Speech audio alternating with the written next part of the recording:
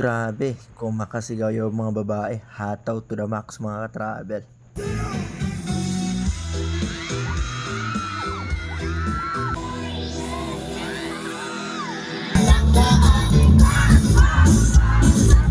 Dahil dun sa concert na yun ay ganito ang nangyari naman sa ating gabi pauwi ng Valencia City. Ngayon mga travel, may nakita tayo dito na naka-blinker kulay blue yung kanilang mga signal light. Iwan ko ba kung ano mga trip ng mga taong ganito napapansin o iwan ko kung ano talaga mga travel. Pero sana wag na nilang gawin to dahil kairita talaga sa mata ng nagmamaniho.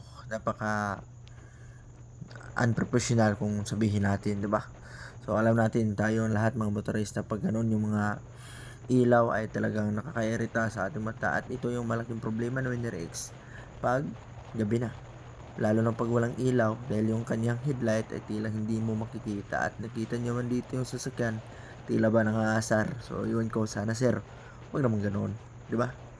So dito mga travel, unang basis yun, ngayon pangalawang basis to, ayaw talaga magpauna at kita nyo naman na halos wala akong ilaw dahil yun talaga ang problema sa mga stock na ilaw, di ba? Halos hindi mo makita lalo na pag may kasalubong kang mga sasakyan at naka-high beam pa, yun, walang pag-asa na makita mo yung sarili mong ilaw. So dito, pinilit ko na talagang umuna. Alam natin hindi ako masyado uh, banat mga travel dahil may backride tayo, kaya respeto sa backride, di ba?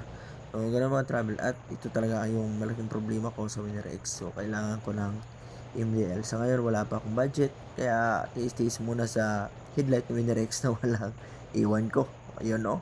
So kita nyo naman yung ibang ilaw pero yung ilaw ni Winner X sa head ay malabo talaga mapansin.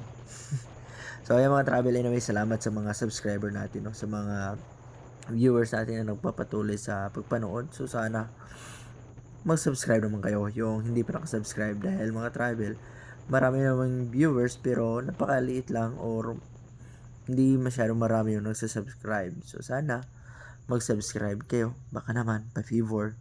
So dito mga travel ay duman tayo ng checkpoint.